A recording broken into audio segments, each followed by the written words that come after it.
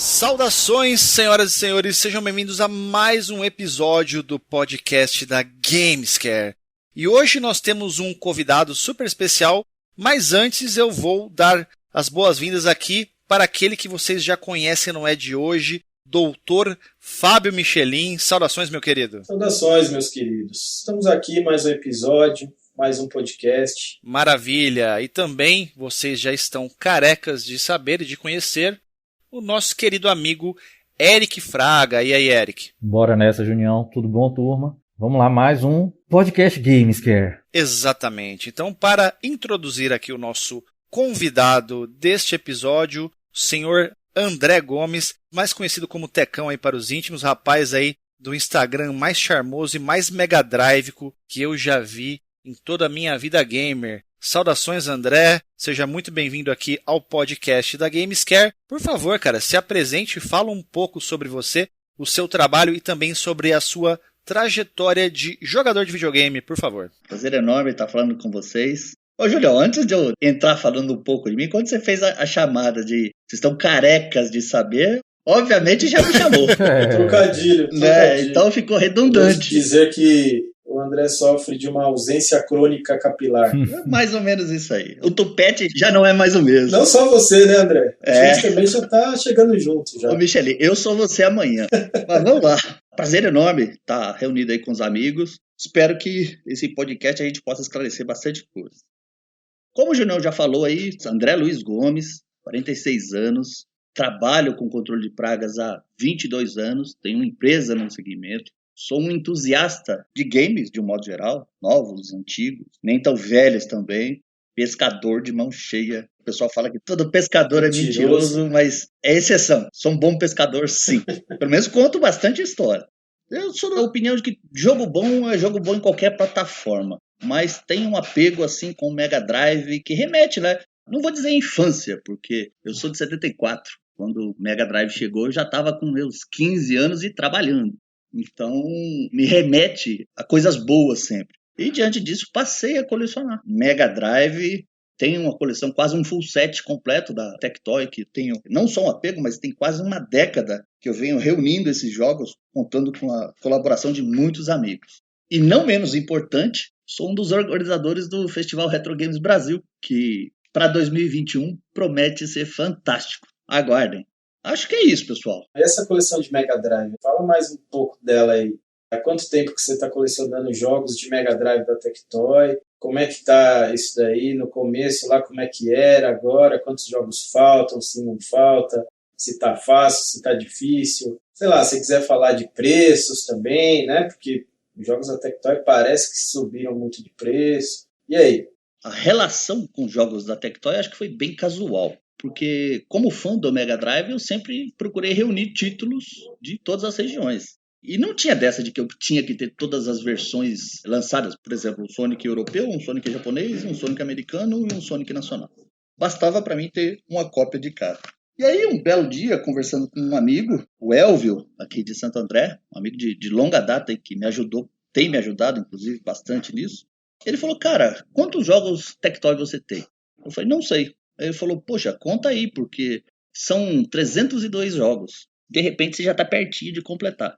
E aí me deu o estalo, eu fui contar e eu tinha acho que 140, alguma coisa assim. E aí começou, poxa, é mesmo, vou atrás disso. E aí comecei a fazer trocas das versões que eu tinha por outros Tectoy. E a coisa foi encorpando, digamos assim. Quando chegou acho que no número 200, que eu vi que eu tinha um bom acervo e alguns dos títulos mais difíceis, eu segui adiante. E aí, conforme vai afunilando, eu lembro que muito tempo atrás o pessoal até brincava, porque Tectoy ninguém queria nada com nada, porque, venhamos e convenhamos, a qualidade dos manuais, da Label, da própria caixa, não é das melhores se você comparar com versões americanas, europeias ou japonesas. A europeia também é bem porca. Parece que até roda no mimeógrafo o manual, né? Aquele manual roxo, horrível. Nossa, você desenterrou agora, mimeógrafo. Eu sou das antigas. Tem que explicar para as crianças o que é mimeógrafo. O Julião nunca ouviu falar disso. Eu tive muito trabalhinho na época da pré-escola que era tudo no mimeógrafo. A gente ficava até meio doidão com aquele cheiro de álcool lá que saía do negócio. É o que eu ia falar, o cheiro do álcool é inesquecível. Para quem já sentiu isso alguma vez, enfim. É anterior às máquinas de Xerox. E aí fui indo. E o pessoal mesmo, você é louco, isso não tem valor. Como se eu estivesse juntando jogos para ter valor monetário agregado e não o valor da satisfação que aquilo me trazia. A coisa foi encorpando e aí afunilou de alguns manuais, principalmente, que isso é difícil. Gente, eu lembro de eu comprar jogos e, cara, pegar o jogo e que se lasque manual, caixa, tava nem aí pra nada. Rasgava as embalagens, nunca tive esse cuidado, ou não fui educado para ter isso. E eu tô falando isso eu com 15 anos já trabalhando e comprando jogos com dinheiro do meu bolso. Não tive essa situação assim de ganhar. Eu lembro que meu irmão, lá no início do Master System, ele comprou, mas foi um período muito curto. E quando chegou a vez do Mega Drive, poxa, eu já trabalhando, não deu outra. Comprei, tinha uma turma muito bacana, né? Eu sou o caçula dos meus irmãos. A jogatina aqui renava de forma competitiva. Então, o mesmo jogo, por exemplo, se a gente pegasse um joguinho de corrida, cara, a gente ficava 6 meses só nesse joguinho. Caramba. Um jogo de luta, quando veio Street Fighter, cara. E outra, minha família, o Michel, ela já teve a oportunidade de conhecer, ela destoa. Quando muita gente fala assim, família grande, a minha é exageradamente grande. E às vezes a gente reunia com os primos, tinha 16, 20, só esperando a vez do passo controle. Né? E aquilo rendia horas e horas seguidas, de dias repetidos, só na jogatina. Final de semana, assim, passava assim a gente vê. Mas aí, voltando à parte da Tectoy, eu tive uma dificuldade imensa em obter alguns jogos, por exemplo, da Immortal. Hoje eu tenho todos os 302 jogos lançados em uma grande quantidade de variações. Caixa preta, caixa de papelão, caixa vermelha. O mesmo jogo às vezes era lançado 3 vezes. Mas como ninguém tem ideia do que realmente a Tectoy fez, porque a Tectoy fez muita lambança. Então isso é variável. A gente não sabe ao certo quanto tem de variedade no mercado. O Alexandre, né, participa do Sega Week, que lá tem um catálogo fantástico de itens lançados pela Tectoy no que diz respeito a jogos e consoles. Vira e mexe aparece coisa nova. Você fez um comentário, André, lá. Eu estava assumindo a coleção completa. Você não está assumindo mais que ela está completa? É isso? Vamos lá. Uma vez que eu estou nessa empreitada e eu assumi o compromisso comigo mesmo de completar, o completo para mim é com caixa, manual e o encarte. Ah, certo. Então, por exemplo, apesar de eu ter os 302 jogos com seus respectivos encartes, me faltam alguns manuais. Falta fechar uns CIBs aí. Faltam, acho que 6 ou 7 manuais, coisa assim. Ah, coisa pouca. Do próprio Immortal falta o manual. Falta manual daquele jogo Clay Fighter, aquele do Mickey Circus e alguns outros que de cabeça não me recordo. Porque até tem um tempinho já que eu não mexo com isso. Essa pandemia aí bagunçou o coreto, acho que de todo mundo. Tá perto, né? Tá perto. Tá E o bom de tudo é que ela não tem data para terminar. Eu não tenho o compromisso de que, como meta, que eu preciso fazer isso. Tem mais de uma década que eu reúno esses títulos e o dia que aparecer, apareceu. Tenho contato com vários amigos que vira e mexe e me ajudam. Se aparecerem, vai ser fantástico. Se não aparecer, tá tudo certo também. Até porque você tem que esperar chegar um item numa condição decente e que esteja num preço aceitável, né? Porque não basta aparecer o item do jeito que você quer. Às vezes o cara tá pedindo, sei lá, um preço acima, muito acima. Principalmente se o camarada sabe que você tá tentando full set, já dá aquela enfiadinha de faca e dá uma torcidinha, né? Então o esquema é justamente esse. Você não ter uma data certa para encerrar isso, até para não ficar refém desse pessoal também, né? Na verdade, Julião, eu acho que assim, eu já vendi bastante coisa. Eu tinha uma coleção gigante de Nintendo. Eu acumulei muitas coisas. Eu comprei Chrono Trigger, por exemplo, completo a R$10. E eu juntei quase uma dúzia desse jogo especificamente. Eu não entro no mérito do preço, não, porque eu acho que o preço bom é aquele que cabe no seu bolso. Então, por exemplo, eu já fiz muita compra para revender e com o dinheiro do lucro reinvestir em jogos. E muitas vezes já comprei coisas caras, mas que propriamente eu não pus dinheiro do bolso. Então, esse caro ou barato é relativo. Eu sei que o preço dos itens Tectoy subiram assustadoramente porque tem muito gringo vindo buscar jogo aqui no Brasil. Recentemente, um amigo meu mesmo veio querendo que um gringo comprasse o meu Sonic 3. Eu falei, por $1.000 eu vendo. E o cara ofereceu só 750. Caramba. Aí eu falei, não. Eu olhei o Shining the Darkness, está R$500 no Mercado Livre. Da Tectoy, né? Eu tenho o americano, que deve ser um preço similar hoje em dia. Sim. A verdade é que o próprio André subiu um pouco o preço dos jogos da Tectoy, né? Porque ele fica postando as fotos aí dos jogos dele, né?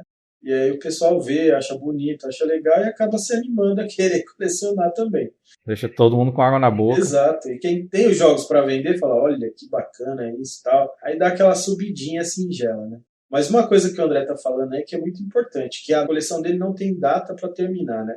Eu acho que muito dessa súbita elevação aí dos preços de jogos e etc. vem disso, né? Porque tem muita gente querendo colecionar e às vezes aparece um item que não é tão comum e o pessoal acha assim, putz, se eu não comprar agora, nunca mais eu vou conseguir achar. E isso, cara, é uma coisa que a gente, com o passar do tempo, a gente vê que não é verdade. Então, por exemplo, eu mesmo na minha vida aí de juntador de alguns jogos, eu vi que alguns jogos que vieram para mim há muito tempo atrás e aí eu acabei vendendo ou fazendo alguma coisa com o jogo e na hora que eu vendi eu falei, putz, nunca mais vou ter esse jogo. E não, cara, apareceu aí outros jogos, entendeu? Quando você menos espera, aparece. Mesmo quando você nem está procurando. Então, eu acho que essa dica do André é legal, porque até evita o sofrimento, né? Tem gente que sofre com isso. Porque às vezes aparece um item, o cara às vezes está num certo período que ele não está bem para comprar aquele jogo, está sem dinheiro, está com alguma conta que ele precisa pagar, né? Alguma dívida e tal. Ah, não sei o quê. E não, cara, o negócio é olhar para frente, seguir em frente, que, cara, vai aparecer. Então não precisa ter aquele desespero e tal. Isso é uma coisa que o André, como eu já conheço ele, estou sempre junto com ele aí, acompanhando, né? Isso é uma coisa muito bacana dele. Ele realmente, assim, ele espera o momento certo, quando ele pode comprar, quando aparece, quando o preço é o preço correto, quando ele está falando, não quer dizer que é baixo, que é alto, mas é o preço certo, né? Então, assim, quem tem experiência, quem tem a paciência também, acaba fazendo o melhor negócio. Sim. Isso aí que você citou, em outros podcasts, que eu não me recordo qual, é uma das armadilhas do colecionismo, principalmente que está chegando agora. Porque tem muita gente que quer colecionar de tudo e acaba virando um saco sem fundo. A pessoa pode ser rica, ganha muito bem, mas tem uma hora que acaba, né? Tudo é finito. O cara se mete na armadilha de comprar um joguinho, R$1.000, vou parcelar em 10 vezes de 120, sei lá, por exemplo, porque o Mercado Livre também enfia a faca. Uhum. E de repente o cara mete lá 10 itens e tá pagando parcela aí de R$1.500 todo mês, cara. Isso é muita coisa. Tem que tomar cuidado com essas armadilhas. E ter paciência também, né? Sim, sempre. E que bom que a gente vive numa era onde essa questão ela é puramente de colecionismo mesmo, né? A gente não tem mais obrigatoriamente que comprar um jogo original para poder ter acesso àquele jogo no console por conta dos flashcards, né? Dos Everdrives, os famosos Everdrives. Então, a gente pode deixar essa coisa dos itens completos para coleção mesmo, né? Você não precisa desembolsar uma grana violenta se você não fizer questão de ter aquele jogo na prateleira. Se for só para jogar, dá para jogar nos flashcards também. Tem muito cara que, infelizmente, não dissocia uma coisa da outra. Colecionar não tem nada a ver com jogar. Eu conheço pessoas que colecionam e que não jogam, né? Então, o prazer do cara tá ali em colecionar determinados itens, vinil, sei lá, arcade, o que o cara achar que convém. Se você for pegar essa parte do misturar o colecionismo, cara, esses Everdrives, os emuladores num PC, você joga de tudo hoje em dia. Você não precisa gastar nada praticamente. E tem cara que torce o nariz pra isso. Sim, eu falei mais a questão que, no caso, nós aqui que estamos aqui, né, pelo menos, certeza que eu, Michelin e o Eric, a gente faz questão de jogar no videogame de verdade. Então, eu nem considerei a questão do emulador, porque emulador é uma coisa que é fácil e acessível para todo mundo. Você pode simplesmente jogar no seu smartphone, se você quiser. Você pode sacar do bolso seu telefone celular e jogar Mega Drive, Super Nintendo aí tranquilamente. Eu falei mais da questão pro pessoal que, como nós, é um pouco mais, posso dizer, chato e faz questão de jogar no videogame de verdade, né? Então, mesmo assim, existe a solução que são os flashcards dos Everdrives. Mas nesse aspecto aí, Julião, dentro dessa coleção da Tectoy que eu tenho, os jogos iniciais foram lançados 19 unidades em caixas de papelão. Isso já vai para 30 anos. Esses jogos, cara, muitas vezes estão até se desfazendo a caixa de papelão. Tem cara que não aceita você não tirar o jogo da caixa de papelão para jogar. Ele acha isso inconcebível. É como se o cartucho tá ali, você tem a obrigação de usar ele para jogar, é isso? Exatamente. Então você imagina só nessa questão. Um material até bastante sensível no caso dessas caixas de papelão. Que inclusive o nosso amigo Baja restaurou de forma majestosa para mim. Cara, eu não fico manuseando isso o tempo todo. Vez e nunca eu vou lá, pego, claro. Às vezes mostro pros amigos. Mas não é o tipo de jogo que eu vou lá, pego para jogar. Para isso eu tenho aqui o console, o Everdrive e tá acessível ali, bastante prático. Sim, eu cansei de fazer isso também. Tem alguns jogos aqui que eu tenho. Por exemplo, o Sonic Knuckles americano, ele tem uma embalagem dessa de papelão. Uhum. E é super frágil. Eu não fico tirando ele da caixa toda hora pra jogar. Eu jogo no Everdrive também. Eu faço também uma alusão aos próprios consoles. Eu tenho muitos consoles que são na caixa original e a caixa tá bacana, mas eu não fico tirando o console de dentro da caixa, bota pra jogar, depois guardo na caixa, tira da caixa. Eu não faço isso. Ou o console fica na caixa de vez, ou eu armazeno ele em uma caixa de plástico aqui. Aquelas caixas organizadoras de plástico que existem aí, que é bem mais prático você manusear e você não corre o risco de estar destruindo a caixa original do aparelho, né, do console. Na verdade a gente cai de novo naquele velho ditado, né? Não ficar dando opinião na vida dos amiguinhos. Quem quer ter o jogo e jogar, ótimo, maravilhoso, não se importa, acha que o jogo existe para ser jogado e etc. Ótimo, maravilhoso. Quem quer ter o jogo e guardar, preservar, colecionar, até como o próprio André falou, gente que coleciona e não joga, porque o prazer do cara é colecionar, cara, ótimo também, maravilhoso. O cara tem que ser feliz.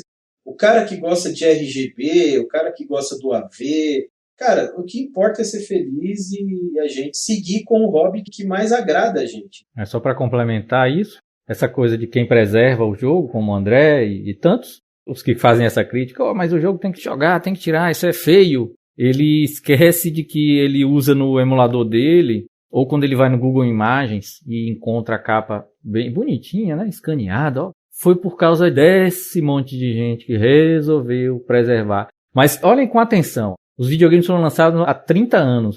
Algumas pessoas no mundo decidiram colecionar. Só algumas, bem poucas. E preservar e ter esse cuidado. Isso daí fez com que fosse feito o dump das ROMs e digitalizado caixa, label, para sempre, né? Porque caiu na internet. Quando a gente fala de preservação de jogo de videogame, eu acho que cabe até um podcast só pra isso. Isso. Aí entra tudo que a gente tá falando, né? Entra o colecionismo, entra o cara que não quer estragar a caixa do console, a label, né? A etiqueta.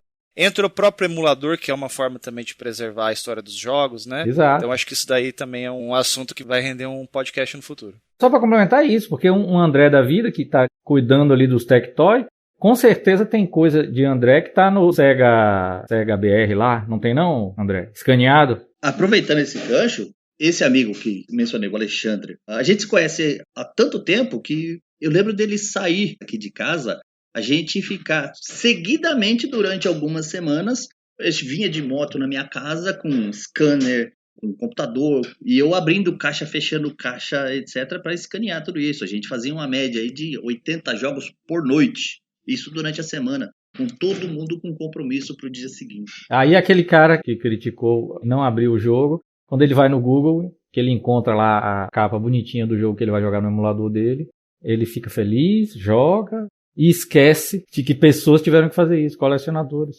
Está influenciando diretamente nele, positivamente, e ele simplesmente não percebe. Eu acho que todo mundo deve ter já contribuído de alguma forma com esse tipo de trabalho. Eu lembro que uma vez eu forneci algumas scans para o site smspower.org, né? Eu lembro de ter colocado uma The Secret of Shinobi, a capa da Tectoy. E se você entrar lá, tá até hoje lá, minha capa escaneada lá, né? Eu já devo ter usado sua capa, capaz, no Google Imagens. Provável. Uma parte, assim, muito importante aí da preservação dos jogos de videogame também, das capas, das artes, dos manuais. É um negócio super necessário aí para preservar esse material. Mas a dica de ouro prevalece. Respeite a opinião do seu amiguinho. Sim, principalmente isso. Seja feliz. Mas falando em felicidade, né, André? Você mesmo aí falou que trabalha com controle de pragas. Então, antes da gente falar alguma coisa aqui de praga, de tratativas e qualquer outra coisa, eu queria que você falasse sobre a importância de ter um profissional da área para realizar esses trabalhos ou fazer não sei se é bem a palavra correta, mas um diagnóstico, uma identificação do problema para a pessoa evitar de ou criar um problema maior, um problema de saúde, né? O que você pode dizer para a gente sobre isso? Qual a importância de ter uma pessoa treinada ou uma pessoa experiente para identificar e fazer essas tratativas?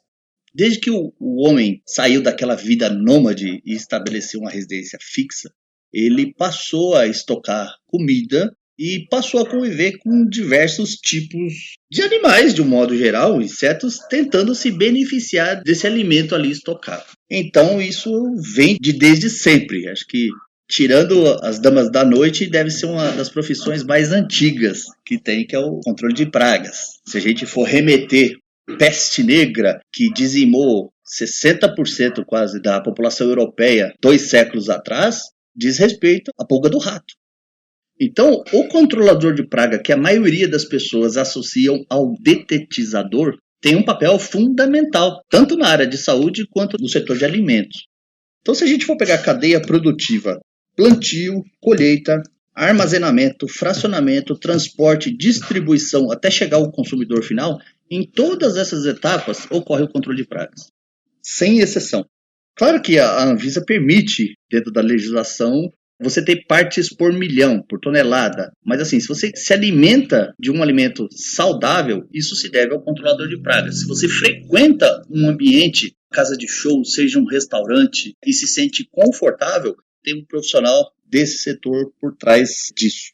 Então, a gente tenta dissociar absolutamente daquele profissional conhecido como detetizador. Detetizador vem do uso do DDT, um produto extremamente tóxico, nocivo, altamente persistente, que já foi banido do mercado há um bom tempo. Os profissionais que trabalham nesse segmento de controle de pragas, não só urbanas, né, que é o caso que eu trabalho, a gente se surpreende. Eu não falei, mas eu tenho como formação, eu sou gestor ambiental e pós-graduado em entomologia urbana pela Unesp de Rio Claro, no Centro de Estudos de Insetos Sociais. A gente estudou para isso, para falar com propriedade a respeito de pragas nos mais diferentes universos que a gente lida no dia a dia. Por exemplo, tempos atrás, chegou um arcade lá na Gamescare, que a gente fez até um vídeo para o canal Arcade Players, infestado por cupim de madeira seca. E aí, o nosso amigo Orlando veio me questionar, e aí, Andrezão, mas tem óleo diesel, tem se a gente fizer isso, se a gente fizer aquilo? Eu falei, faz aí do jeito que você achar que... Mas não vai funcionar. Dito e feito. Então, você precisa ter não só conhecimento, mas também fazer uso de novas tecnologias para que não agridam o ambiente, pessoas, para que não seja tão invasivo e que lá na frente você se beneficie desse tipo de prestação de serviço. Seja preservando o seu patrimônio na figura de um imóvel ou preservando sua coleção de jogos, consoles, seja o que for. E até mesmo a sua saúde, né? Porque se a pessoa não sabe o que está fazendo e mexe com veneno, mexe com aquilo, mexe com isso, pode se dar mal, né? Quando a gente fala de pragas, e aí eu vou puxar a sardinha para o meu lado, pragas urbanas. Quando a gente puxa a definição de pragas urbanas, vai exatamente de encontro com isso aí que você está falando. São animais, e a gente inclui os insetos aí no caso, que provocam danos econômicos ao seu patrimônio, seja ele o que for, agravos à saúde ou transtornos psicológicos. E aí vou dar outro exemplo desse transtorno psicológico. Se a gente for ver tempos atrás, quando o próprio Michelas teve uma infestação de cupins 15, 20 metros da área que fica a Michelândia lá. O Michelin ficou doido, ficou possuído. E aí, como é que faz? Vem aqui agora, poxa, me ajuda, etc, etc. E aí, diante desse cenário que eu falei tanto na Gamescare, com a chegada de um arcade infestado por cupim de madeira seca, que a gente fez o tratamento, fez até um vídeo, e essa situação na casa do Michelin, pintou uma terceira situação do Michelas receber um console infestado de formiga. Quando eu fui abrir o console para arrumar, tinha 1 milhão de formigas dentro, umas formigas gigantes. Caramba! E aí surgiu a ideia de, poxa, vamos fazer um podcast, vamos falar sobre esse assunto, porque geralmente as pessoas associam principalmente a condição de limpeza. É um fator importante, mas não é determinante para tudo. Um exemplo básico, se a gente for falar de roedor. Às vezes você tem sua casa lá absolutamente limpa, bem organizada, e tem uma obra que o pessoal está construindo, não tem um gerenciamento de resíduo muito bacana, então você tem restos de alimento, tem sobras de material de construção que servem como abrigo, e os bichos estão lá, ali tem tudo que eles precisam. A obra acaba, o pessoal limpa tudo e provoca um deslocamento dessa população para o entorno. E aí os bichos entram na sua casa mesmo. Não interessa se é apartamento, se está no 10º andar, se está numa casa-terra, num sobrado, dependendo da espécie de roedor, vai invadir mesmo. E se ele se deslocar para outro lugar, ele pode provocar dano. Se você for pegar, por exemplo, o que é chamado de roedor? os dentes, os incisivos do roedor, ele cresce continuamente. Então, assim, ele precisa desgastar aquilo em algum material. Então é comum a gente ver falar assim, o rato está comendo minha porta, o rato comeu não sei o quê. Nada disso, ele só desgastou a dentição ali, porque senão ele não consegue comer.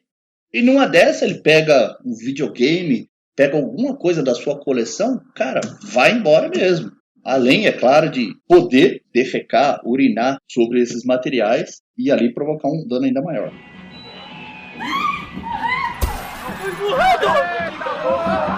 Você falou um negócio que me deixou um pouco assustado agora. Você falou, não importa se você tá no 10º andar e tal, né? Uhum. Eu morei a minha vida inteira em apartamento. Até o começo do ano eu morava no 4º andar e ainda moro no 4º andar, porque eu mudei de prédio, mas no mesmo andar, no 4º andar. Não sei, acho que eu tenho uma coisa com o 4º andar, enfim. Eu nunca tive nem conhecimento de problema de rato, assim, em apartamento. Eu já vi rato na casa da avó, na casa da tia, na casa da sogra, sempre no casa térrea. Eu nunca fiquei sabendo de rato em apartamento.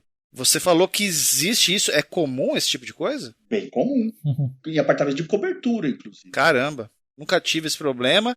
Eu tenho 2 gatos, não sei se isso atrapalharia um pouco também, né? Possivelmente. Não. Então conta mais aí que eu fiquei curioso agora. Em relação ao gato, é capaz do rato dar um cacete no gato, porque esses animais são domesticados, Júnior. O instinto já se perdeu há muito tempo. O rato ele é hardcore ainda, né? Caramba, velho. Vou dar um exemplo para vocês num condomínio na região de Mauá, no ABC Paulista, para quem não é de São Paulo, de repente está ouvindo o podcast. É melhor não ficar dando muito detalhe, vai que o cara que tá ouvindo mora nesse condomínio aí. Não citando o nome, tá ok. A prefeitura de Mauá, isso eu fiquei sabendo depois, absolutamente falida. Então não tinha dinheiro para dar continuidade ao controle de zoonoses e ao recolhimento de lixo. O lixo ficou acumulado. Você não tem controle e você tem a oferta de alimento disponível e até abrigo, a população cresce de uma forma assustadora, muito rápido. Então, começou a ter invasão de rato e, por consequência, Mauá é um município que é cercado por Mata Atlântica. O que aconteceu? Você passou a ter serpente dentro do condomínio em busca de roedor. E aí, tem uma determinada espécie de roedor, que a gente popularmente... Eu vou tentar não ser bastante técnico, tá, gente? Vou tentar falar o beabá comum. Tem uma determinada espécie que a gente chama popularmente de rato de telhado. Ele tem umas calosidades na pata e um corpo bem esguio que permite ele escalar superfícies. Então, por exemplo, às vezes o prédio ele tem uma tubulação de água pluvial, água de chuva, correndo por fora de ponta a ponta. Se ali tiver um pequeno espaço que o rato consegue se equilibrar, cara, ele sobe 20 andares. Isso com relativa facilidade. E aí começou a aparecer cobra para comer o rato, de tanto rato que tinha. Exatamente. Caraca. E aí você tem uma série de coisas. O pessoal reclama, chama gente para atender, porque não estava assim. Aí você vai abrir as armadilhas que você monitora, de repente você toma um susto, porque tem uma serpente lá dentro. Imagina isso, Eric, você que é o cara que põe um paninho em cima do Mega Drive. Imagina, vir um ratão fazer aquele puta suspirão aí no seu videogame. Já pensou um negócio desse? Bicho, eu fiquei surpreso com esse negócio de rato no 4º andar. Eu também sou 4º andar aqui, igual o Junião. Colecionador é tudo 4º andar, isso é um padrão. Mas se o rato chegar aqui no 4º andar, não precisa nem chegar no Mega Drive. Eu já infarto só de ver o rato, amigo. Já caiu duro. Nossa, mano, você é louco. Tem uma porção de pragas que se beneficiam dessa oportunidade que encontra, que as diversas situações provocam. Da mesma forma que eu falei de uma obra, você imagina só, dentro de uma tubulação de esgoto da rua, que todo mundo passa, não está nem aí, e que culturalmente grande parte das pessoas, infelizmente, joga uma lata de cerveja, joga tudo enquanto é resto de coisa. Dentro dessas tubulações tem todo um nicho ali que, por exemplo, tem matéria orgânica que serve de alimento para barata. Lá dentro tem escorpião que preda a barata. Tem roedor que se desloca de um lado para outro nessas galerias subterrâneas. Aí, principalmente no verão, você tem aqueles pancadões de chuva. Cara, essas galerias acabam sendo inundadas e, por questão de sobrevivência, esses bichos têm que sair de dentro. E saem e infestam o que tiver mais próximo. E infesta o que tiver mais próximo, se encontrar condição de sobrevivência, seja na ração de um cachorro que não é bem armazenada, bem gerenciada, né? Porque tem cara que compra a ração de cachorro e deixa num saco. E isso, poxa, o bicho chega, encontra a condição de sobrevivência e vai se instalar. com pouco tempo ele passa a se reproduzir, desde que encontra um parceiro, no caso. Mas acaba se desenvolvendo ali. Não tem muita lógica essa questão, porque, nunca tive isso e passei a ter. Então, se você for ver, tem algum motivo. E aí o bicho entrando, por exemplo, se a gente for falar de barata. Barata tem aquele ditado popular. Se tiver uma guerra nuclear, barata é um dos poucos bichos que vai sobreviver. É muito comum a gente ouvir isso. As pessoas falam por falar. Não porque a barata seja resistente à radiação. É porque, devido ao formato anatômico do corpo e a capacidade de sobreviver grandes períodos sem alimento ou água, ela tende a encontrar um abrigo. Então, por isso, ela tende a sobreviver do que qualquer outra forma de vida ali, se comparada a um roedor. E aí a barata encontra o barato e começa a infestação. Tocam aquela música, aquela... Carlos Luiz. George Michael, meu Deus. O barato é louco. Então, a barata, diferentemente de cupins, a gente chama de insetos sociais. São aqueles insetos que têm algum tipo de organização e interação entre eles. Então, se você for ver cupins, formigas, vespas, que a gente chama de marimbondo, né? Abelhas, a barata não tem nada disso. Às vezes você tem uma grande concentração de baratas ali, mas individualmente é cada um por si. Muitas vezes uma come na outra ali. Meu Deus. Comendo no sentido de alimentação, canibalismo. Caraca. E aí, por exemplo, eu já recebi vários, mas vários mesmo, manuais que tinha oteca. O que é oteca? Você imagina só que a barata, para se reproduzir, ela dispensa um estojinho. E aí eu tô falando daquele baratão mais comum que voa. Que é o pânico de muita gente, né? Pois é. Então, ela lança esse estojinho, seja no momento oportuno de reprodução, ou às vezes ela tá segurando aquilo e, sei lá, você aplica um produto, ela sente perigo, ela prende aquilo no lugar mais adequado daquele momento. Então, nesse aspecto, eu já recebi vários manuais que tinha a oteca presa. E essa oteca, que é um estojinho que dentro contém os filhotinhos da barata, cara, depois dele estar preso no manual, é difícil pra caramba pra você tirar. Você tem que raspar sem danificar o manual. E no caso, e aí eu tô falando especificamente daquilo que eu tenho e daquilo que eu lido. Manuais Tectoy, você se vê obrigado a fazer o clareamento para tirar aquilo do manual. Então fica aquela coisa terrível, grotesca, na sua cara ali, e que é difícil e muitas vezes acaba provocando até dano no manual ao ser retirado, se a coisa não for feita com a devida atenção. Principalmente aqueles manuais da Tectoy que é de folha de sulfite, né? Sei lá, parece papel higiênico aquilo. De tão vagabundo que é. O que pode atacar esse tipo de papel, André? Ou tem algum tipo de papel que é mais resistente à praga? Como é que é a história aí? Não tem. Se você for pegar, por exemplo, determinada espécie de traça, ela se alimenta do amido contido ali no papel. Então, não sei se vocês já viram aquelas trilhas assim por cima do manual. É traça, cara. Mas ela come a folha inteira. Não. Às vezes chega a transpassar uma folha, mas não é comum, não. Principalmente dependendo da espessura da folha. Isso é traça. Isso é traça. O que destrói, na totalidade, são cupins. Traça é aquele casulinho que fica pendurado assim? Também. Como é que é uma traça, André? Essa que você falou é a mais comum. Isso, em geral, essa traça de casulinho que a gente vê pendurado em canto de parede, se deve ao tipo de ambiente, geralmente escuro, com baixa iluminação natural. Certo, sol, né? Não entra sol. Exatamente. Isso é muito comum. E a traça também se alimenta de uma porrada de coisas. Você imagina fio de cabelo, quem tem cabelo, né? Obviamente, se alimenta disso, restos de alimento que às vezes está na roupa.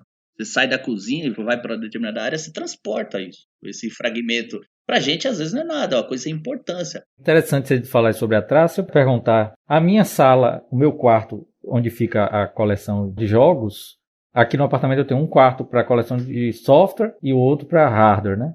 Na de software eu coloquei, porque fica nas prateleiras, né? Aí eu coloquei aquele blackout completo, sem ser a cortina, no próprio vidro, né? Da janela. Então é um breu total. O objetivo é porque eu filmo nesse lugar também, então eu tenho um controle da iluminação artificial, que é importante. Eu não posso ter luz do sol, porque entra uma nuvem, etc, e altera a iluminação e a câmera fica doida. E é bom para os jogos, não é isso que estão expostos, porque não toma luz do sol para não estragar os labels, né? Para não envelhecer, não amarelar e tal, né? Nem perdendo a cor. Aí eu já comecei a observar umas tracinhas na parede.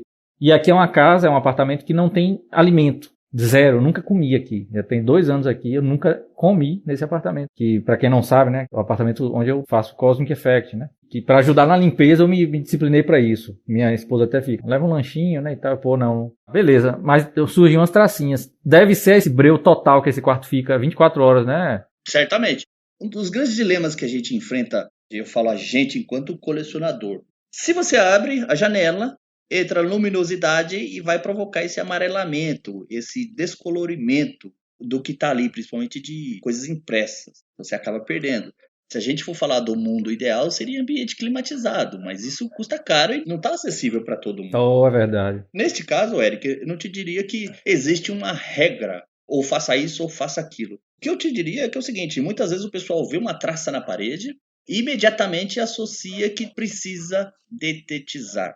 Cara, se a pessoa se prender um pouco e simplesmente passar um aspirador de pó ali e recolher essas traças que estão aparentes, não custa nada, ele vai eliminar o problema. Certo. Se ele mantiver esse hábito, em pouco tempo ele consegue controlar o problema. E isso vale como uma dica, porque não é um tipo de trabalho que necessariamente envolve um profissional. A pessoa tendo iniciativa, boa vontade, em muitos casos ela consegue controlar o problema sem necessariamente ficar se expondo a produtos, porque tem gente que é alérgica a tudo e acaba contratando, porque não vê valor nesse tipo de profissional, acaba contratando o mais barato. E esse mais barato, o cara vai usar ingredientes ativos que tem por característica ser irritante de mucosa. E aí vai falar que você precisa sair de casa, você vai sair da sua casa, o cara muitas vezes vai usar um solvente orgânico que vai manchar superfícies, pode respingar onde não deve, provocar dano, seja num equipamento, um monitor profissional. Então, essa percepção de que para resolver todos os problemas precisa necessariamente de uso químico, isso está por fora, falta informação. Muita coisa dá para fazer sozinho mesmo. Mas traça, André, para ter uma infestação de traça, hoje em dia é difícil, né? Para ela chegar ao nível de poder te dar um prejuízo. Depende do que você chama de prejuízo, por exemplo. Eu tenho jogo aqui, e você certamente tem, que se a traça deteriorar o manual, me causou um prejuízo grande, né? Então, aí depende do que você está falando. De acervo, eu acho pouco significativo como um todo, se a gente for olhar o montante.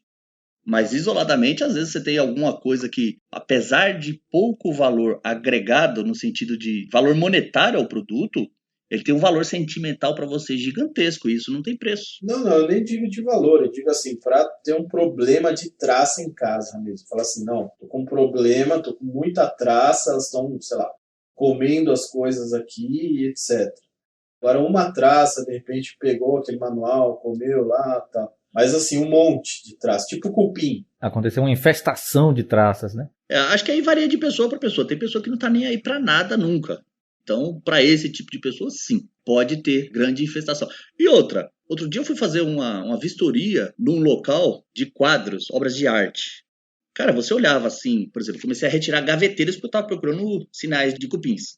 Por baixo das gavetas, é uma infestação gigantesca de traça. Por baixo de cada gaveta dá para contar umas 50, 60 traças facilmente. Já é uma quantidade que pode realmente começar a atacar suas coisas e te causar um prejuízo. E provocam muito prejuízo nesse aspecto. Se você for ver museus, ambiente climatizado está sempre impecável, porque senão o dano ocorre de forma ligeira.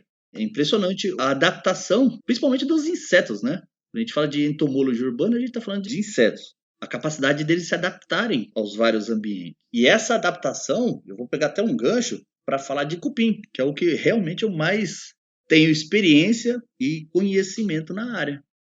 É muito comum todo mundo falar assim, eu conheço cupim, eu sou do interior, até puxo o R, principalmente o paulista. Eu sou paulista.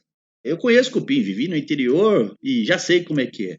E, na verdade, o cara não tem a menor noção do que ele está passando. Então, você tem espécies de cupins, por exemplo, que formam sua colônia, formam seu ninho dentro de uma estrutura de madeira, como uma mesa, um armário, e ali escava galerias e vai defecando.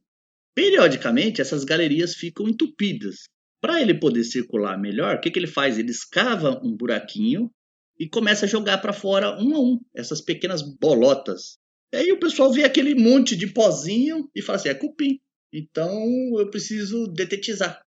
Isso é um problema comum em todas as regiões do Brasil, sem exceção, e pode acontecer em qualquer tipo de peça de madeira, com exceção essas que são prensadas a vácuo, que tem muita cola, coisa do tipo. Para essa espécie é mais difícil. Mas ele provoca danos significativos, sim. Ele pode, por exemplo, transpassar uma prateleira onde ele está alojado e furar uma caixa do seu console, do seu jogo. Então, alguns materiais que contêm celulose é que servem de alimento. Não quer dizer que, por exemplo, que ele abocanha um plástico, que ele está comendo o plástico. Então, você tem essa espécie que, apesar do tratamento, no caso de arcade, né, que é muito comum, é igual a gente viu, muitas vezes ele está numa estrutura interna do arcade que você sequer tem acesso. E aí vem a dificuldade do controle exatamente aí. Já que a gente está falando de arcade, vamos pegar um arcade como exemplo. Esses da SNK, aquele gabinete vermelho ou aquele gabinete azul. Ele é revestido por uma fórmica, uma lâmina. Se você borrifar produto por fora, o produto vai escorrer, aquilo é impermeável, né? O produto não penetra no interior da madeira. Você tem a opção de que, com equipamentos específicos, tem equipamento que, por exemplo, produz um fluxo de ar e empurrando essas bolotas para depois vir o líquido. Porque se você faz a aplicação diretamente do líquido, vira uma maçaroca em top. E aí você não tem mais nada de superfície de aplicação. Isso está falando nos túneis do cupim. Das galerias que eles escavam dentro da madeira. Então você tem essa dificuldade. Primeiro em achar essas galerias para poder fazer a aplicação. Porque se está numa estrutura de madeira interna por trás do monitor. Está na roça literalmente. E aí vem essas pessoas, né, que aplicam óleo diesel, penetrol, aplica outros produtos, dá 50 banho e fica lá, sei lá, 3, 4 meses sem problema e depois volta tudo de novo. E o cara acha que está fazendo mágica, quando na verdade ele está se expondo a uma intoxicação iminente de produto e com o passar do tempo o cupim está provocando dano. A recomendação é, se não tem conhecimento nenhum, procura a ajuda de um profissional. Às vezes o cara vai te dar boas dicas a respeito de como você deve avançar. Porque você pode desde envolver tratamentos à base de gases, que é um processo mais complexo, como o que a gente fez com o arcade. É um produto que envolve uma licença, uma habilitação técnica para você usar. O que é esse tratamento com gás? Você envolve toda a estrutura da peça infestada, e aí teria que ser uma peça móvel, e utiliza um produto químico que, em contato com o oxigênio, ele vai formar uma outra molécula tóxica. Então, nenhum ser vivo vai sobreviver sem oxigênio. Então, você acaba matando cupins de madeira seca ou brocas de madeira, que é outra parte aí, que estão dentro. E aí é 100% eficaz. O grande problema é que esse produto, em contato com metais, ele acaba oxidando. Então, se você pegar, por exemplo, um piano, ele vai desafinar. Circuitos eletrônicos. Poxa, a gente está falando de videogames aí que tem 30 anos, que estão fazendo hora extra. Vai oxidar também. Vai oxidar e muitas vezes vai provocar dano na placa, vai inviabilizar qualquer tipo de reparo, como o que você faz aí na GameScare, e vai tornar aquilo uma carcaça útil só. Vamos aproveitar que a gente está com um profissional de ponta aqui dando as dicas, dando uma aula pra gente. Vou falar uma coisa para você, André. Eu sou paulista e sou do interior, mas eu confesso que eu não sei absolutamente nada sobre cupins. Uhum. E eu tenho um móvel aqui que eu fiz recentemente, né, que eu encomendei, para colocar meus consoles aqui. Eu tô com 18 consoles ligados ao mesmo tempo aqui, graças ao switch RGB da GameScare também, né? Uhum. E esse móvel aqui, ele é de madeira. E você teria alguma dica, além da higienização, que é de praxe a gente, né, limpar e tal, para evitar, de repente, alguma praga, cupim, alguma coisa assim? Eu falo mais, não no tratamento depois que aconteceu, mas na questão de prevenir antes que aconteça. Tem alguma dica sobre isso? Então, em relação ao uso de produtos químicos, não existe. Se você for pegar, por exemplo, a primeira coisa, o histórico, e aí eu vou falar de outra espécie de cupim, que essa tem uma importância gigantesca, local que você está ou pretende estar. Você se cercar de informações a respeito desse local, do histórico de infestação, já ouviu falar, etc, etc. Segundo, peças de madeira, se a gente for falar de pinos, é uma madeira branca, porosa, de baixa densidade e bastante suscetível. Então, a qualidade da madeira está intrinsecamente ligada à durabilidade disso, seja por ação de cupins ou por outros organismos. Porque, por mais que eu tente aqui não ser bem didático, quando a gente fala de organismos, a gente pode estar falando de uma peça próxima a um banheiro que recebe umidade e vai sofrer ataque de fungo apodrecedor. Essa mesma peça ela pode sofrer ocorrência por besouros, né, que pertence à ordem dos coleópteros, e ele vai atacar qualquer tipo de madeira, tirando aquelas absolutamente densas, né, que parecem pedra. Uma madeira com uma boa qualidade, que possui uma tinta, um verniz, uma cera, em todas as superfícies. Entenda todas as superfícies, não aquela que fica aparente, mas o interior da estrutura de um armário, de um gabinete, como esse que você mencionou, isso é uma prevenção. Se você tem essas qualidades, uma boa peça de madeira, ela acaba tendo uma durabilidade centenária. Ou seja, estamos ferrados. Teve cupim e ferrou-se. Isopor atrai cupim, né? Não, cupim não come. Ah, não? Não, ele atravessa o isopor. Ele quer só madeira mesmo, né? Quer teor celulose. Guardar consoles em caixa de papelão não é uma boa, não é isso? Não é que não seja uma boa. A dica que eu daria é assim. Claro que a partir de que você se cercou desses cuidados de histórico, procure saber da ocorrência de cupins no prédio que você está morando ou que pretende morar. Volto a insistir nisso. Aí na região de Salvador, Eric, o Museu de Arte Sacra tem trabalhos de 3 espécies de cupins. Eu não conheço a região que o Junião mora, mas eu faço serviço com bastante frequência na região do Taquaral, aí em Campinas. Taquaral é um pulinho, 10 minutinhos daqui. Pois é. O Julião não vai nem dormir direito. Eu tô tranquilo porque eu tenho o Zap do Andrezão. Aí de boa. É tipo caça-fantasmas, né, mano? Ligue para o Andrezão. Exato. O objetivo aqui é muito mais informativo do que de provocar pânico. A ideia, eu como colecionador, é ajudar, né, as pessoas. Mas, ó, você que tá falando em pânico agora. A gente falou primeiro dos roedores, né? Podem vir roer tanto caixa como cabo, né, André, principalmente. Sim. Cabo elétrico, cabo de vídeo, etc. Cabo do controle, né? A questão da barata. O que ela pode fazer ali? Ela pode infestar ali o videogame, morar dentro do videogame. O Eric mesmo estava falando com a gente antes do podcast aí que tinha uma barata morando no Mega Drive dele, né, Eric? Isso. Até eu resolver abrir. E esse lance da caixa de papelão, eu tô com o Eric. Eu aboli todas as minhas caixas de papelão. Tinha bastante videogame guardado em caixa de papelão. E eu joguei todas fora. Caixa de papelão, não a dos consoles, né? Não, é caixa de papelão genérica. Então eu troquei tudo por caixas de plástico e deixei todas as peças, cabos, controles, tudo dentro de plastiquinhos, saquinhos plásticos, né? Pra proteger também de poeira, essas coisas. O André pode falar até melhor do que eu. Em ambientes que são mais úmidos, né? Principalmente o Eric que mora em cidade que tem praia, né? Até é interessante a coisa da sílica para dar uma diminuída na umidade, né? Eu faço isso. Eu uso esses saquinhos de sílica gel, né, para tentar conter a umidade. O Eric que mora em região litorânea, o metal começa a sofrer um processo de oxidação. Maresia. E aí você tem ferrugem, você tem uma série de coisas. Se você fala que num ambiente úmido você coloca dentro de um saquinho plástico, muitas vezes você pode estar retendo a umidade. Vai mofar tudo, né? Vai mofar. Então tem que tomar cuidado com isso aí.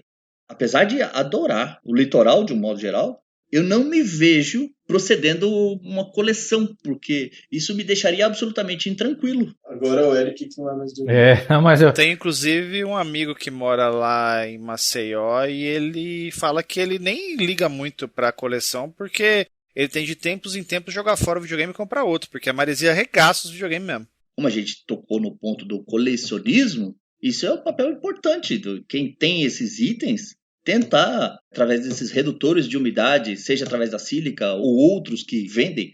Eu repito, eu não tenho muito conhecimento nessa área. Mas, cara, todo e qualquer coisa que você puder fazer que, não vou falar eliminar, mas reduzir, minimizar o dano provocado, a manutenção, se a gente faz manutenção no console de 10 em 10 anos, quem mora nessas áreas tem que ter atenção redobrada. Né? Porque o componente eletrônico, e aí o Michelas fala com mais propriedade, vai pro saco. Mas continuando o quiz aqui, o nosso convidado de hoje. Então a gente falou do rato, que não tem como prevenir, né, Andrezão? É só mais a limpeza do local, né? Tomar cuidado para não ter resto de comida. A dica que você deu da ração de cachorro, eu achei que foi bastante legal, porque às vezes a pessoa até enche o prato de cachorro, o cachorro nem come tudo, aí aquilo fica lá, e pode gerar ali um meio, né, do bicho se instalar na sua casa, um rato, por exemplo. Então ele tem acesso à comida e tem um abrigo na sua casa. Então para ele tá tudo lindo, né? E aí pode roer, etc. A barata, você acha que uma barata, que nem aconteceu aí com o Mega Drive do Eric, tinha um Resident Evil lá no Mega Drive dele, É. ela pode causar defeito no console também? Ela vai fazer um ninho, fazer alguma coisa, defecar dentro do videogame, e aí pode dar um curto? Você acha que pode acontecer alguma coisa assim? Se a gente for pegar a classificação taxonômica da barata, ela é da ordem Blattodea, tal qual os cupins. Achei que ela era da Ordem From Hell. Então, a barata tem um parentesco distante com os cupins, que isso veio cientificamente pro meio, em 2011, 2012. Coitado da barata, tudo que você descobre dela é asqueroso, né, velho? Exato. Né? Vamos falar do que a gente coleciona. São equipamentos mais robustos, Michelas, principalmente a parte de circuito. Você pegar um Mega Drive aí, você não tem nada de sensível se você for comparar a esses equipamentos eletrônicos de hoje. Por exemplo, uma balança de precisão. E quando a gente fala de barata, muito comum a gente ver aquelas baratinhas em padarias, por exemplo. Barata é barata para qualquer um, não interessa tamanho, etc. Barata é barata. A fase jovem, as ninfas do baratão, o pessoal não quer nem saber. Confunde e generaliza a informação. Existem espécies de barata que a gente chama de paulistinha, francesinha, que a gente encontra muito em padaria. É muito comum, tal qual as formigas, a gente introduzir essa praga na nossa residência. Às vezes você pode comprar, por exemplo, sei lá, caixa de leite, do fardo, né? 10 caixinhas de leite. Certo. E dentro ali contém uma pequena infestação. Você chega com a caixa de leite, coloca ela no lugar e depois é que você vai descarregar. Certo. E são insetos de hábitos noturnos. Então você está lá dormindo, é onde elas vão dar as caras. Então elas podem infestar, principalmente equipamento eletroeletrônico, com uma facilidade gigantesca. Elas têm importância principalmente no setor alimentício e com esses equipamentos mais sensíveis que eu te falei. O baratão, né, que é barata de esgoto, na absoluta falta de alimento, ela pode comer sabão, pode comer papel, Caramba. e aí provocar dano lá na coleçãozinha que tá lá. Barata, ela não vai fazer um ninho, ela vai morar dentro do negócio. Rapaz, mora. Não é isso? Que é quentinho, não é isso? Exatamente, essa baratinha que eu te falei, ela vai ocupar isso aí e só vai sair de noite para comer aquele restinho de comida que você não limpou lá na pia, que você deixou lá no cantinho do sofá, enfim. E amanhã eu junto, amanhã eu limpo isso aí. Essa do meu Mega Drive era isso, pô, né? Não? Ela tava lá no quentinho. Assistindo as lives do Eric toda noite. Quando queria, saía pra pegar a comidinha dela e voltava. Provavelmente pelo Boot.io do Mega Drive ali. Caraca, mas era grande a barata? Era. Já tava grande. Virou uma cascuda, uma tartaruga, Eric. Não, virou uma cascudona mesmo, uma bichona. Foi de assustar. E aí, André? E pra prevenir esse daí? Barata? É só a limpeza também? Mais ou menos igual o rato? Como é que é? Todo bicho, ele pode, de alguma maneira, entrar na sua casa de forma casual. Para o rato e para a barata, a condição de limpeza e organização é determinante. Por quê? Se a gente for ver, por exemplo, um ambiente limpo e bem organizado, ele não possui nenhum alimento que o bicho precisa comer para sobreviver e nenhum abrigo para ele se instalar. Então, ele vai estar ali de passagem. Pode eventualmente provocar um transtorno aí, porque tem gente que se vê uma barata, bicho, o cara sobe no telhado, não é nem em cima da mesa. Ah, cara, eu morro de nojo de barata, isso é louco. Eu não tenho tanto problema com barato, até encaro as bichonas aí voadoras. Agora, se subir um ratinho aqui no quarto andar, que nem você falou, amigo, aí eu entro em pânico, velho, certeza. Ah, mas assim, tem hora que ou é ele ou é você. Você não tem como pedir da licença pra ele, por favor, vai embora. Mas é essa situação que eu tô tentando evitar, entendeu? Porque, bicho, se entra um rato aqui na minha coleção, eu mato ele no dente, velho. Não tem acordo, entendeu?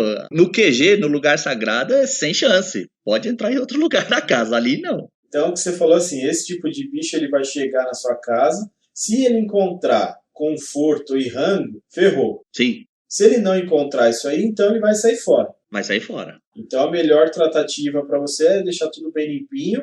E uma dica, então, seria não comer ou não levar alimentos onde está a sua coleção ali. A gente não entrou no tópico, mas vamos falar de formiga. E a formiga, sim, provoca dano em componente eletrônico. Porque tem criança em casa e a criança belisca o tempo todo, todos os dias. Então, muitas vezes você acaba introduzindo a praga de N maneiras dentro da sua casa e a criança comendo vai disseminar a praga pela casa inteira. E aí fica mais difícil o controle Porque você não tem produto para formiga eficaz por longa ação residual. Então, às vezes, precisa até de você trocar uma ideia com a criança, falar, ó, não suja aqui que o papai, o titio te dá não sei o quê, não come lá, porque lá vai aparecer o bicho-papão, enfim. Mas precisa mudar alguns hábitos. Então isso daí que o Eric faz no apartamento dele aí do Cosmic é perfeito. Não come, não leva nenhuma comida lá. Mas o Michelas, o Eric tem esse corpo esbelto. Eita. Você imagina eu, você e o Junião numa área sem comer. Aí é complicado, amigo. E te falo mais, o Eric não come no apartamento e mesmo assim apareceu a baratinha no Mega Drive. Pois é. Foi. Não, mas é que a barata já era Patreon dele. Já. Ah, entendi. Tava assistindo a live todo dia. Rapaz. Tinha acesso às lives privadas do Cosmic Effect. Ô, André, você falou isso aí de barata, de comida. Vocês três, vocês não estão jogando, não comem não, né? Doritos e fica com a mão engordurada pegando no controle não, né? Eu não. Eu tenho uma noia de limpeza assim que me impede. Tanto que eu até enchi o saco do Eric outro dia lá, que ele falou o negócio dos controles sujos. Os meus controles são todos padrões. Todos. É mesmo? Porque é tudo impecavelmente limpinho, no saquinho, tudo certinho. Mas você joga, Junião. Isso quer dizer Eu que jogo. aquele suor normal passa. E aí, você limpa com frequência? Eu limpo e guardo no saquinho plástico, amigo. Você não tem noção. Você limpa no final de cada sessão? Não, né, bicho? Não, se eu olho pro controle e ele tem alguma sujeirinha, alguma coisa, eu já limpo, entendeu? Sob demanda, certo. É, exatamente. Quando vai aparecendo a sujeira... Vai limpando. Não consigo ver a sujeira e largar ela ali. Ah, beleza, faz parte do negócio. Não. E outra coisa, que nem eu tô no quarto que eu tô gravando aqui agora, que é o quartinho dos videogames. O máximo que entra aqui é um copo d'água. Não entra salgadinho, não entra chocolate, não entra comida de jeito nenhum. É só copo com água, nem refrigerante eu não trago aqui. É, aqui também eu não... Assim, eu tenho o péssimo hábito de comer quando eu assisto TV. Assim, não direto quando estou assistindo TV, mas algumas vezes, por exemplo, na hora do jantar, na hora, sei lá, do café da tarde, que dá aquela fome e tal.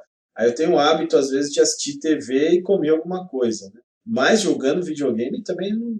Eu tenho toque. Não consigo pegar numa comida e depois pegar no meu videogame, pegar nos jogos. Ah, bom. Ô, Michelas, é que o Eric nunca foi no Amigos do Junião, mas se ele tivesse ido, ele ia ver os avisos lá, né? Se você for comer, vai lá embaixo. Depois que comeu, lave as mãos antes de pegar no controle. Eu pensei que você ia dizer o contrário, que por ser um evento, a galera confraternizando. Não. E outra coisa, eu não admito comida e bebida lá na área dos videogames. Se eu ver alguém, eu dou um pito na hora e mando tirar. Porque pra acontecer um acidente e derramar Coca-Cola no Super Nintendo, é um pulinho, entendeu? Pois então é. já não pode por conta disso. Não, mas no Super Nintendo pode, não pode é no Mega. No Super Nintendo, no PC Engine, no Nintendinho. Se cair em algum videogame, meu amigo, eu já fico pistola. Então, melhor nem... Mas isso aí, então, Júnior, eu vou fazer um advogado do diabo e vou caguetar geral. Porque quase que o point de encontro nosso é aqui em casa. Michelas é testemunha. E parte da coleção fica próximo à churrasqueira. Então, os eventos que eu já fiz aqui em casa com o Fabão, com o Orlando, com o Kenji, com o Paulão, o Michelas mesmo, um pedaço de boi na boca. Minha vez. Não, mas eu não vou com a mão suja, não. Assim, isso vale até a página 2 só. Eu me sinto mal. Primeiro, que eu tenho toque já com as minhas mãos. Lavo a minha mão assim, cara, 300 vezes por dia. A minha mão não fica suja nunca. Eu vi algumas fotos desses eventos aí. Quem sabe um dia, depois dessa zoeira, a gente não cola junto. Tem esse perfil, não é, Fábio, André e Junião? Não tem esse perfil, assim, do nerd asqueroso? Tem um estereótipo, aliás, né? Tem muita gente que faz isso, que acha que come jogando e tal. Toma refrigerante, toma cerveja. Conheço vários caras assim. Pode falar nomes, não? Você conhece algum nerd asqueroso? Conheço vários nerds asquerosos, inclusive alguns são patrocinadores do Minicast lá, mas não vou citar nomes, não. Deixa pra lá. Eu achei que o Julião ia falar que alguns eram participantes do Minicast. Conta logo sobre o Marcel, Tem vai. patrocinador lá nesse naipe aí. Não era Marcel que era gordinho? O Marcel era gordinho, antes da cirurgia. Então, gordinho aí, ó. Na hora de jogar, comia e tal. O Marcel, ele passou a ter um pouco mais de organização e limpeza com a coleção depois que eu comecei a encher o saco dele, né? E a mulher dele falando que eu tinha razão. Aí ele começou a dar uma organizada melhor. Hoje ele tem uma coleção organizadinha, limpinha e tal. Mas quando eu comecei a ir na casa dele lá 10 anos atrás que eu conheci ele, era desesperador o negócio, cara. Mas aqui em casa, eu não só fiz, como já vi fazerem. Você tá lá comendo a carne, comendo o que seja, não sei o quê. Opa, minha vez. Aquela limpadinha básica na bermuda ou na camisa, entendeu? E passa o controle, velho. Eu não consigo, não. Mas aí já tem uma treta. Na casa do André, o bicho já não vai entrar. O bicho vai falar, você é louco, eu vou entrar nessa casa aí do Andrezão, ele me mata na dentada, tô fora.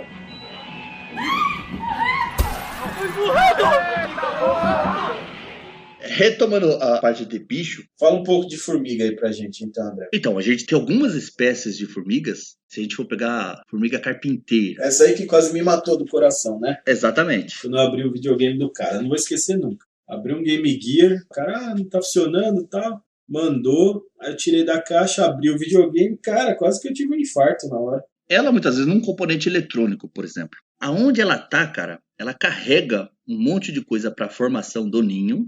E tem as larvas que elas ficam alimentando o tempo todo. Então, naturalmente, é um ambiente mais úmido. E aí vai danificar os componentes eletrônicos. E assim, é uma espécie bastante agressiva. A ferroada dela dói pra caramba. Pra quem nunca viu, assim, é uma puta formigona gigante, assim, vermelha. Quando você mexe no ninho delas, assim, no caso, quando tá em formação, que ainda é pequeno, cara, Deus nos acuda. Você tem que tomar cuidado. Sugiro até de repente, um aspirador de pó para você já ir matando ali, recolhendo todas, né? Sem se expor tanto. Mas se não tiver esse cuidado, porque você vê bastante elas em horário noturno. Indivíduos de forma isolada, cada um para o canto, procurando alimento. E tem um horário, André, que elas costumam fazer isso? É mais possível de vê-las, ou não? Essa determinação que você menciona é mais comum no roedor. Ele vai sair 2 vezes na noite para buscar alimento. Se a gente for contar ao escurecer, mas aí a condição de silêncio é determinante. Então isso pode ser 10 horas da noite e outra na madrugada. Então se você estiver na sala, por exemplo, assistindo TV, sei lá, jogando videogame, o rato não vai sair lá na sua frente. Não, vai ficar quietinho até você dormir. Enquanto ele não tiver segurança no ambiente, ele não vai sair. E a formiga também, ou não? A formiga se a gente tivesse que determinar um horário, entre 8 e 10 horas da noite. Certo. Isso é o horário, então, ali mais propício para você ver essa formiga. Sim. E aí, como você falou, sai aquele formigão para procurar comida e volta. Então, tipo, não vai sair um monte de formiga, né? Não. Vamos imaginar assim, ó. Você tem a base de um armário certo. que tá, sei lá, 10 centímetros do chão. E essa base, ela tem um arremate que serve de acabamento para aquele vão não ficar exposto. Uhum. É muito comum as pessoas verem a formiga entrando, a formiga correu ali para baixo. Aí vai lá, pega um inseticida qualquer e aplica ali. Cara, é um Deus nos acuda. Sai um monte de formiga. Pô, sai todo mundo de lá de dentro e sai todo mundo carregando os ovinhos. É bastante perceptível, inclusive. Eu adoro ver isso. O André é sádico. Ele fica dando risada das formigas. Adoro. Eu também adoro ver isso daí, mas eu gosto mais no Discovery Channel. Assisto direto, Junião. Eu acho que uma das coisas que eu mais vejo aqui é Animal Planet, Discovery. Esses bichos, eles são espertos, porque eu lembro que eu abri o Game Gear assim, né? E aí, a hora que eu abri, vi aquele monte de formiga, elas me viram também, sei lá, elas correram tudo pra debaixo da placa. Aí não ficou nenhuma, cara. Escondeu todas, assim. Aí foi o que nem o André falou, tive que ir com o aspirador de pó pra tirar as formigas. Porque não dá pra meter a mão ali também, pô, né? Caraca, mano. E você conseguiu ver o que elas estavam jogando nessa hora aí? Elas estavam jogando Sonic. Um clássico. Tem outra espécie de formiga bastante comum que a gente chama de formiga doceira. Que é aquela formiga minúscula, quase imperceptível, mas que basta você colocar alguma coisa de alimento, cara, elas só faltam carregar o alimento. Já fica aquela fileira, né, de formiguinha. Essas aí tem bastante aqui e tinha bastante lá no outro apartamento também. Essa é que todo mundo tem em casa, não é isso? É a mais comum nas casas. É a mais comum, Eric. Principalmente para componentes eletrônicos, essa é o terror. Porque a umidade nos locais que elas estão... Basicamente são onívoros, vão pegar de tudo. Se encontrar um baratão, vão partir o baratão em 500 mil pedaços e vão carregar lá para dentro do ninho que elas estão. E vão formar ninho no interior de um equipamento eletroeletrônico, num rejunte de azulejo da sua cozinha, do seu banheiro, atrás de uma cama, enfim. Basta ter condição específica que elas vão se formar. E um detalhe importante é que às vezes você tem um ninho dessa formiga, por exemplo, concentrado na cozinha. Tem muita gente que usa desses produtos comuns de venda livre e sai aplicando. Muitas vezes você fragmenta a colônia. Em vez de você ter uma colônia, você passa a ter 5, 6 colônias. Em uma semana você já tem o resultado negativo da besteira que você fez. Então, volto a insistir.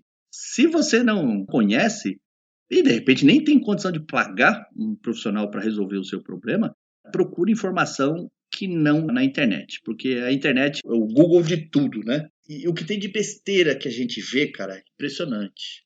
Então evite expor, seja a sua coleção, seja as pessoas mais próximas a você, de riscos desnecessários aos produtos utilizados. Essa é a grande chave do negócio, porque você pode estar cometendo uma besteira gigante, se intoxicar, ter que parar no hospital, porque tem muita gente sensível. Esses bichos, no caso de uma aplicação de inseticida líquido, eles morrem por contato. E aí tem gente que vai lá e o que faz? Fecha tudo, como se o bicho fosse morrer por asfixia. Se o bicho morresse por asfixia, o peido ia matar todo mundo. Então, quando você aplica um produto, você tem que arejar o ambiente. Você não pode fechar tudo, porque senão você vai impedir a circulação de ar e a evaporação do que foi aplicado vai ser muito mais lento. O meu ganha-pão e objeto da minha participação de cursos em muitos lugares do Brasil são os cupins.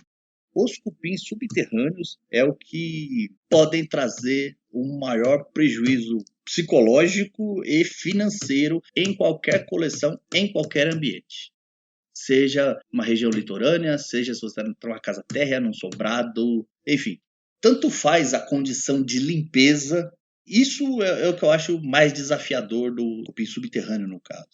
Porque assim, não tem classe social, a parte de organização, de limpeza, não vale absolutamente nada para o bicho estar ou não estar no local. Esse é realmente o terror das coleções. Quando a gente fala de cupim subterrâneo, é um cupim que, inicialmente, a formação de um ninho seria numa base de árvore. Ele se alimentaria do cerne, né, da parte morta da madeira, e tem tudo ali que ele precisa por um longo período. Entrando um pouco no aspecto da urbanização, tem gente que vai no interior, acha determinada espécie de árvore bonita e planta, ou no quintal de casa, ou num passeio de rua, sem se importar o que tem em cima ou o que tem embaixo. E aí eu estou falando de fiação elétrica e tubulações de água e de esgoto. Então você imagina só uma árvore que já está num solo saturado, sem que ela consiga absorver os nutrientes necessários para o seu bom desenvolvimento. Aí vem a Eletropaulo, faz um canteirinho ao redor da árvore, enche de terra, quer dizer, permite o acúmulo de água numa superfície que a árvore não tem estrutura de sustentação, porque a sustentação está nas raízes. Aquilo vai apodrecendo e enfraquecendo. A árvore perde a sua resistência natural e o cupim, como agente decompositor, entra em ação. A árvore cai e fica lá o cupinzeiro exposto, né? Isso é a cena mais comum que a gente vê nas capitais e principalmente aqui em São Paulo. Pois bem, esse mesmo cupim que, hipoteticamente, deveria estar confinado à base de uma árvore, se adaptou a viver em ambientes urbanos porque o homem construiu ou passou a construir ambientes que imitam o ambiente natural. Isso eu estou falando aqui de São Paulo, mas é muito comum também aí na Bahia, até algumas regiões de Campinas tem isso, Santos. O exemplo mais comum é o MASP, aquele vão livre maravilhoso. Construções, geralmente da década de 40 até início da década de 70, quem possuía um poder aquisitivo maior ia atrás desses tipos de construções. O pessoal faz uma laje estrutural, faz caixotes de madeira para receber uma concretagem posterior. Então é como se fosse uma laje sobreposta à outra. Esse tipo de construção, que a gente chama popularmente de caixão perdido, imita o ambiente natural dos cupins. Isso serve para estar no andar de um prédio, você pode pular, festejar, que ninguém embaixo vai ouvir nada. E permite você derrubar todas as paredes praticamente do seu apartamento e ficar áreas bastante amplas. Então esse cupim subterrâneo, que hipoteticamente deveria infestar áreas de baixo para cima, passou a construir ninhos nessas estruturas, entre andares de prédio. Então ele forma o ninho, leva aí uns 8 anos para o seu desenvolvimento, e a partir de um apartamento de cobertura, por exemplo, geralmente tem tubulações em locais específicos, que a gente chama de shafts. Essas tubulações servem todos os andares. O cupim vai circulando entre andares e a partir do momento que encontra um acesso, ele sai lateralmente. De forma aleatória, ele pode sair num banheiro, numa área de serviço. Todas as paredes adjacentes servem como via para ele se deslocar. Ele vai atacar primeiro o fundo de um armário. Ele vai atacar tudo aquilo que está encostado na parede, um rodapé, um piso laminado. Só que aí a gente está falando de uma colônia extremamente populosa. A gente está falando de milhares de indivíduos. Então, uma caixa de papelão aí, como o Julião mencionou, que tem uma coleção disso ou daquilo, em uma semaninha vai embora. Uma pergunta, André. A gente falou das máquinas de arcade, as máquinas de madeira, que, cara, todas as máquinas de madeira que você acha hoje tem cupim. Então, quando, por exemplo, eu, André e o Fabão, a gente adquiriu algumas máquinas para levar ao evento, né, do festival. Então, o André fez uma tratativa em todas as máquinas para tirar o cupim. Porque, dificilmente você vai achar uma máquina que não tenha cupim, né, André? Uhum. Aí, isso daí que você está falando é bem interessante, né? A pessoa fica com medo de que o cupim vai sair da máquina e vai andar e pegar o armário, pegar sei lá mais o que, ou uma outra máquina. Isso daí não vai acontecer, a não ser que esteja muito próximo, e também ele tem que fazer um certo caminho, né, entre ponto A e o ponto B, é isso? Exatamente. No caso do cupim subterrâneo, é bem diferente o processo como que a gente conversou do cupim de madeira seca. O cupim subterrâneo ele vai ter o ninho dele num lugar e ele vai sair para achar comida. Uhum. E o cupim que está na máquina do cara lá já é diferente. É um cupim que vai estar com o ninho na máquina, certo? Exatamente. E aí ele consegue sair do ninho ali, sair da máquina para procurar outros lugares ou não? Não. No caso do cupim subterrâneo, vou imaginar que você tenha uma máquina de arcade colada na parede. Cara, com alguma sorte você vai aproveitar o monitor e algumas peças lá, porque mesmo estando revestido com fórmica, com tinta, se ele conseguir penetrar no interior da madeira, já era. Uhum. Então, o exemplo clássico que a gente utiliza é uma porta. Então, quando a gente fala de porta, entenda o conjunto batente, que é a parte estrutural, a guarnição da porta, que é uma parte estética, aquela que dá o arremate fechando aquele buraquinho, né? Uhum. E propriamente a porta. Os cupins, eles são cegos. Então, para ele se deslocar do ponto A ao ponto B, ele precisa fazer um caminho. É nesse caminho que tem o feromônio de trilha, onde ele se desloca entre a fonte de alimento e o ponto de origem, atrás do alimento ou voltando com o alimento. Certo. Então, esse cupim, ele vai destroçar o batente e a guarnição. Mas a porta, como ela tem movimentação de abre e fecha, vai acabar rompendo essa trilha. Então, peças avulsas que ficam um pouco afastadas das paredes e que têm algum tipo de movimentação não vão ser atacadas. Aí a gente está falando de estruturas permanentemente fixas. Essas são as áreas que carecem de maior atenção. Então, quem tem uma máquina com cupim, pode ficar tranquilo que o cupim não vai sair da máquina e agora eu vou comer esse armário. Exatamente. A não ser o cupim aí subterrâneo, que ele tem essa característica de sair da casa dele para pegar a comida e voltar, né, trazendo a comida. Aí, se você estiver muito perto ali, ele vai fazer esse caminho, que parece um caminho de terra. Sim. E aí ele vai arrumar um outro lugar para pegar a comida e trazer, né?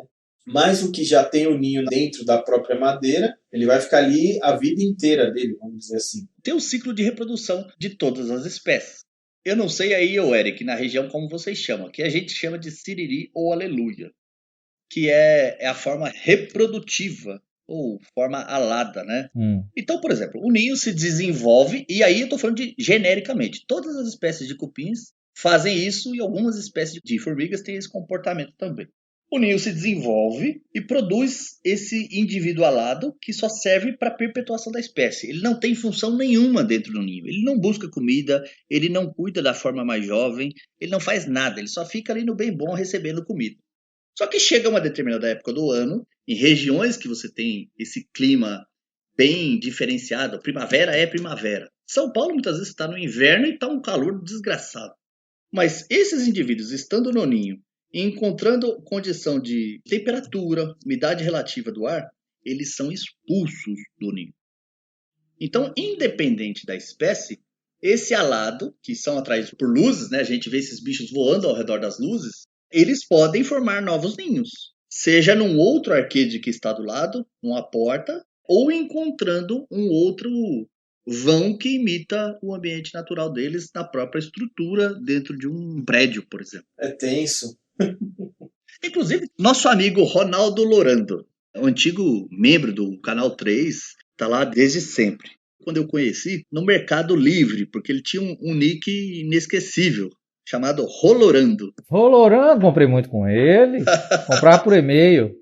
Aquele doc que ele mandava para os clientes. Gente boníssima. Ele cadastrava quem para comprar por fora do Mercado Livre e tal. Aí ele mandava um doc de Word todo mês, velho. Recheado. Sim. Acho que metade da minha coleção foi desse cara. Mas no próximo evento você vai encontrar ele, Eric. Fique tranquilo. Pô, vou, né? Você também comprou com ele, Júnior? Que eu me lembre assim, não, mas pode ter sido também, porque eles vendeu tanta coisa, né? É. Provavelmente deve ter alguma coisa assim. Enfim, eu me lembro que comprei um controle de 3DO com ele. E ele foi entregar pessoalmente para mim. Isso em 2002 ou 2003, em São Paulo. Perto ali de onde foi o evento, Eric. Eu morava a 5 minutos dali. Ele teve um prejuízo gigantesco com materiais, na época, que estavam como se fosse num porão de uma casa, em prateleiras de madeira, encostados junto à parede. Cupim destroçou as caixas dos videogames lá. Me lembro que ele vendendo bem abaixo do preço de mercado, porque se olhava a frente da caixa, perfeita. Se olhava por trás, não tinha atrás. Caramba, mano. Uma grande dica para essa espécie de cupim, assim, de forma alguma, tentem controlar o problema sozinho. Se você faz a aplicação de produto nessa área, obviamente você mata alguns indivíduos, porque são bastante sensíveis, mas você induz o ninho a buscar alimento em outro lugar. Então, na prática, você acaba dispersando a infestação e contribuindo para que seu dano seja ainda maior. Uma orientação para esse tipo de cupim, principalmente para nós colecionadores, é prateleiras de aço. Claro, os ambientes que a gente mora hoje são minúsculos, né? E às vezes não dá, tem que ser um móvel planejado e tal. Contextualizando o cenário ideal. Cara, prateleiras de madeira, procura afastar um pouco da parede. Um pouco não precisa ser muito, não. Mas de forma que você rotineiramente possa, numa simples olhada ali, ver o que está acontecendo, dar uma limpadinha, seja para tirar traça, alguma coisa assim. Porque, como eu já falei, independente de classe social, tipo de moradia, não tem região que não tenha essa espécie de cupim. Para quem estava achando que o problema maior aí era capacitor, unidade, viu aí que a coleção é alvo de outros problemas aí que podem também ser muito sérios, né? E essa preocupação, Michelas, de preservação da coleção diz respeito, obviamente, à manutenção do funcionamento, né? Mas principalmente do local onde você o armazena. Porque tem várias pragas que estão esperando uma pequena chance para encontrar um ambiente propício para sua instalação e desenvolvimento. E, por consequência, provocar dano. E esse dano você vai, obviamente, sentir no bolso, mas pode ser uma coisa irreparável, né? Quantas vezes aí você mesmo da Gamescare conta que recebe produtos que o cara tem um apego sentimental àquele produto que pra gente é só mais um e que pro cara não tem valor aquilo, assim, monetário que pague. Exato. Pelo que você falou, né, essas pragas atacariam mais também embalagens, fotos, caixas. É uma das coisas que a gente já tem uma certa dificuldade de achar em bom estado. Para você achar uma caixa do console em bom estado é difícil, a caixa do jogo, o manual do jogo, né? O André falou das manchas, falou de um monte de coisa. E aí você acaba perdendo uma caixa ou alguma coisa assim por uma infestação de uma praga dessa. Eu acho que é mais frustrante ainda. Esperamos, né, que esse papo aí com o nosso amigo André, que é mestre nesse segmento, possa ter ajudado vocês aí, né? Eu acho que a grande chave aí que ele falou foi a limpeza, principalmente de restos de comida e etc. E você tomar muito cuidado com aonde você guarda as coisas.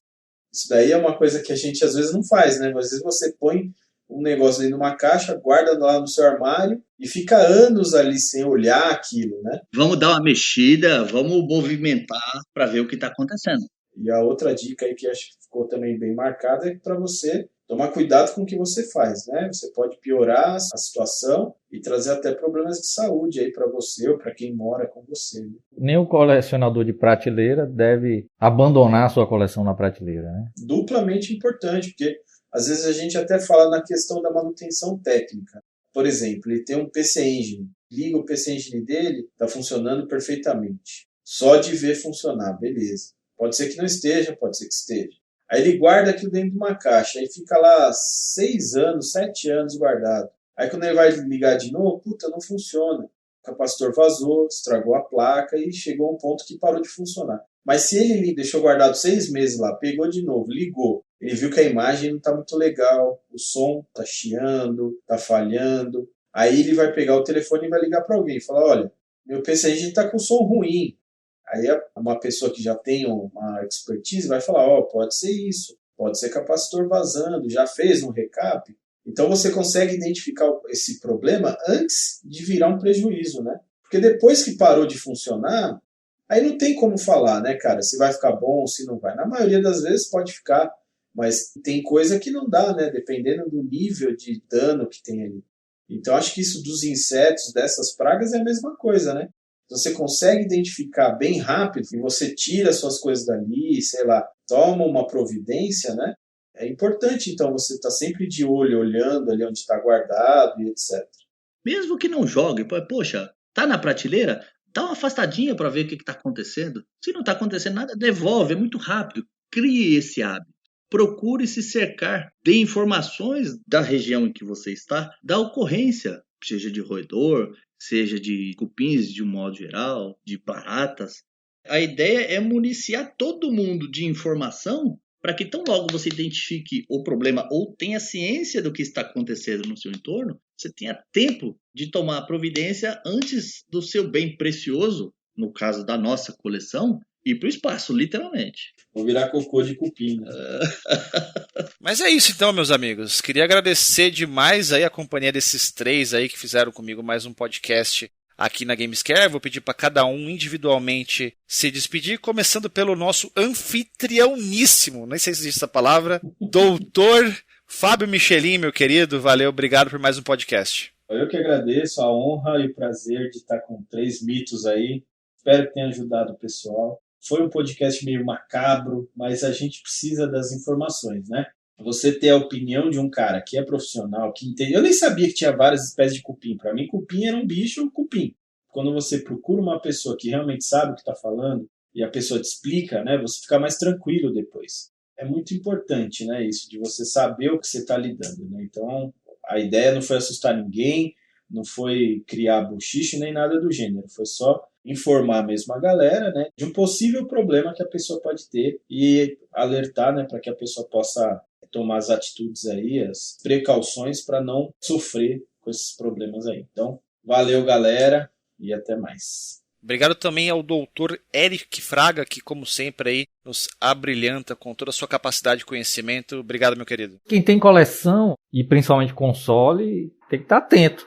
Se acontecer uma situação de ter praga na sua coleção, certo é isso, né? Procurar um especialista. Exatamente, Eric. Procurar um profissional da região e que vai garantir o seu conforto, a preservação dos seus itens de uma maneira bem bacana.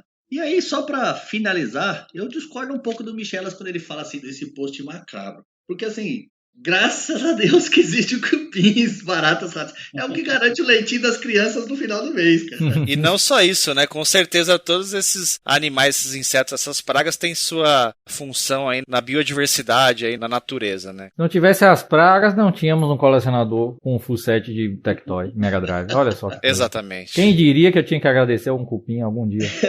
Vai lá. Agradecer a oportunidade de estar sentando com os amigos, porque o dia a dia é tão corrido, pra gente ter esse bate-papo, né? Serviu de informação pro pessoal, mas pra mim aqui foi um prazer enorme estar sentando com o Michelas, nem tanto, né? O Michelas eu vejo, acho que quase tanto quanto a minha mulher. Mas com o Julião e o Eric faz tempo que a gente não assuntava. Tá com saudades do Eric, dormir com o Eric, né? Eu e André também, quando se vê, é logo... roncando junto. É, isso aí. O André só não pode levar aquele veneno de cupim lá, né? O Benetrol. Ai, meu Deus. Não, é pros clientes dele. É como eu falo nas minhas lives, na chamada lá do festival que vai ter ano que vem. Eu tenho fé que em breve nós estaremos juntos mais uma vez, presencialmente, depois que toda essa bagunça acabar. Então vocês já sabem, né? Se vocês precisam de algum serviço com relação a videogame, com RGB, reparo, mod, etc., o cara é a Gamescare, é o Michelin. Agora, se por acaso você precisar erradicar as pragas, se acontecer de você ser vítima disso, Como que faz para contatar o Andrezão? A empresa chama-se SAM, S-A-M, Saneamento Ambiental Monitorado, mas popularmente a gente chama de SAM Controle Ambiental.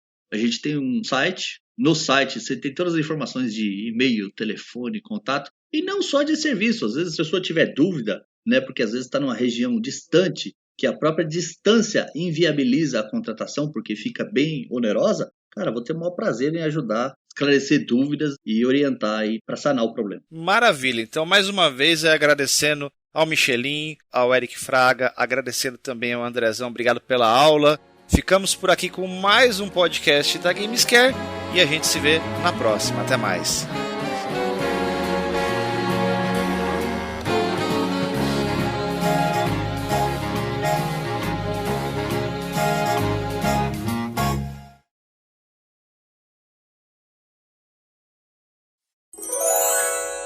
Mas aí, só para corrigir um pouco o que o André falou, né? Não é Michelândia que fala, é o maravilhoso mundo da Michelândia. Velho, quem conhece a Michelândia é inesquecível lá o ambiente. As pessoas conhecem a Michelândia achando isso aí, ouvindo vocês. Aí quando vê, fala, puta, é isso aqui, mano? É sério? Quando você vai descer o calabouço da Michelândia, o Michelas te dá um babador pra caso você babe e já molhar o chão, entendeu? Eu iria babar na televisão em modo tape. Vocês estão me confundindo com o Fábio Santana. Eu já falei, é outro Fábio. Eu não conheço ainda o playground do Fabão, mas a Michelândia eu posso atestar que é o maravilhoso mundo da Michelândia. Cara, me chamou pra fazer o podcast... Ele tá preparado para ouvir as verdades. Exatamente. O Fabão, ele tem um lugar na casa dele parecendo a Batcaverna. A caverna do Fabão.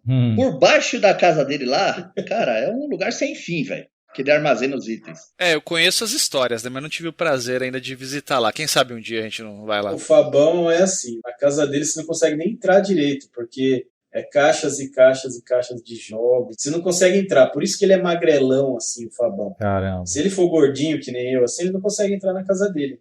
Acho que o único lugar na casa do Fabão que não tem videogame, acho que é no banheiro. Pelo menos que a gente não viu ainda, né? O Fabão é o típico cara que fala assim, puxa, eu não tenho espaço pra mais nada. Aí no dia seguinte, comprei um arcadezinho. Aí começa a alugar os storages lá, né? Conheço essa história aí. O Fabão é sócio de alguns storages. Não tem espaço, não tem dinheiro, aí daqui a pouco, comprei um arcade. O negócio tava tão nojento, mano. Como é que chama o negócio da barata lá? Oteca? Oteca, tradução. Ai, ai. Não, acho que é tipo os ovinhos, né? Credo, cara. Barata é escroto demais, sério. Eu não sei se o rato dá um couro no meu gato, não, velho, na boa. Não, depende do rato, né? Se for aquele puta rato grande, ele pega o gato. Sim, mas o rato desse tamanho não vai chegar aqui nem a pau. Olha o que o André falou, Junião. Que seus gatos aí é tudo domesticado. Gato tem tudo na mão. Ele é domesticado, mas as garras dele funcionam e a presa também. Mas então, dependendo do rato, cara, o rato enfrenta mesmo. Enfrenta, mas tem que ser um rato, senhor rato, pra enfrentar meu Artorias, O rato enfrentando o Artorias. Alô? Oi. Aê. Agora vai. Não sei o que aconteceu com esse... Enfim. Vai lá, pode retomar lá, vamos lá, começando. Até onde vocês ouviram? Você tá falando da barata. Os filhotinhos lá grudados. Como é que é o nome, André? Oteca.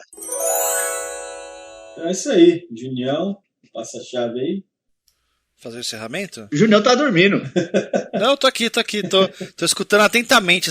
Eu confesso que eu fiquei horrorizado com essa coisa da coleção do cara lá. Tinha um amigo, porque ele se foi, infelizmente, ele já não está mais conosco, o falecido Schmidt. E ele tinha um Fusquinha, ele tinha tanto carinho por esse Fusquinha, um Fusquinha 69, e ele contava pra gente que há 40 anos ele ia pro centro aqui de Campinas, ele parava numa ruazinha ali próxima ao mercado municipal aqui em Campinas, e ia dar o rolê dele, fazer as coisas que ele tinha que fazer na cidade, e depois ir embora. Teve um dia que ele fez isso, chegou, voltou para ir embora de carro. Cadê o carro? O carro não estava mais lá, o carro foi roubado. Podcast trágico, hein, Eric? Rapaz, não, é aprendizado, bicho, é aprendizado. Cabe uma historinha rapidinha? Cabe, vai lá. Eu presto serviço para pessoas de poder aquisitivo bem elevado e de forma bem resumida. O cara tem uma McLaren, entre vários outros carros, que parte da elétrica parte ali de borrachas que fazem conexões no motor, foi tudo pra vala, porque infestação de roedor entrou e destroçou tudo. E eu tenho fotos disso. Eu tenho curiosidade, mas ao mesmo tempo me dá um aperto no coração esse tipo de Eu não coisa. quero nem ver isso aí. Vai lá, Gil, 1, 2, 3 e vai.